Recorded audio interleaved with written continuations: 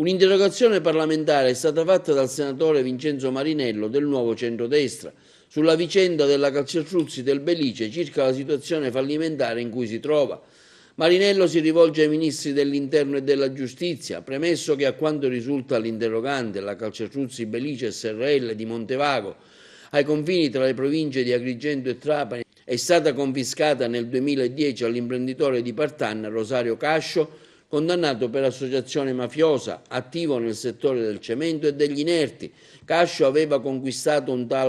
una tale posizione di monopolio da riuscire a entrare in numerosi cantieri di opere pubbliche della Sicilia occidentale, lucrando svariati miliardi di lire. Le sue imprese, secondo i giudici delle misure di prevenzione e secondo i rapporti investigativi antimafia, sono state a disposizione della mafia. La Calcestruzzi Belice SRL, che faceva parte dei beni sottratti all'imprenditore nel 2010, è gestita dall'Agenzia Nazionale per i Beni Confiscati e Sequestrati alla Criminalità Organizzata. Lo scorso 29 dicembre il Tribunale di Sciacca ne ha dichiarato il fallimento, accogliendo l'istanza presentata dall'ENI SpA, creditrice di circa 30.000 euro. L'istanza di fallimento decisa dal Tribunale di Sciacca è stata adottata dal giudice unicamente sulla base di alcune forniture non pagate all'ENI per una cifra irrisoria di ben 30.000 euro. Agli 11 operai dell'azienda sono state già inviate le lettere di licenziamento. A detta di Marinello, la decisione relativa al fallimento è stata adottata in modo superficiale,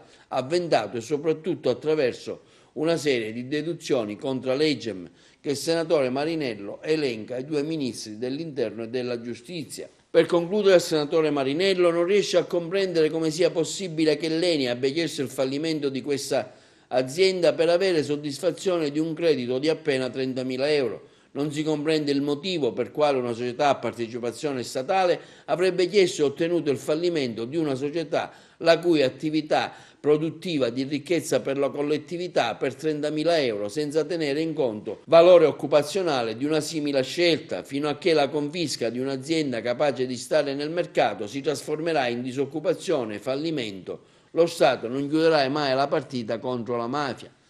Il senatore Marinello chiede di sapere se il Ministro della Giustizia non ritenga di avviare un'attività ispettiva per valutare il grado di negligenza dell'operato del giudice che ha emanato la sentenza di fallimento e rilevare se sussistano i presupposti per promuovere una procedura disciplinare nei confronti dello stesso, se i ministri in indirizzo non ritengono doveroso sostenere l'attività dell'Agenzia Nazionale per l'amministrazione e la destinazione dei beni sequestrati e confiscati alla criminalità organizzata con maggiore forza e vigore al fine di trovare una soluzione transitoria al problema e salvaguardare il territorio siciliano dalle gravi ripercussioni di una sentenza, secondo l'interrogante, dai contorni molto discutibili, se non ritengano necessario dotare l'Agenzia Nazionale di nuovi più incisivi poteri per evitare altre situazioni analoghe, prevedendo in tal senso che siano disposte ulteriori prerogative dell'Agenzia del nuovo codice antimafia in discussione al Senato e adoperandosi per quanto di competenza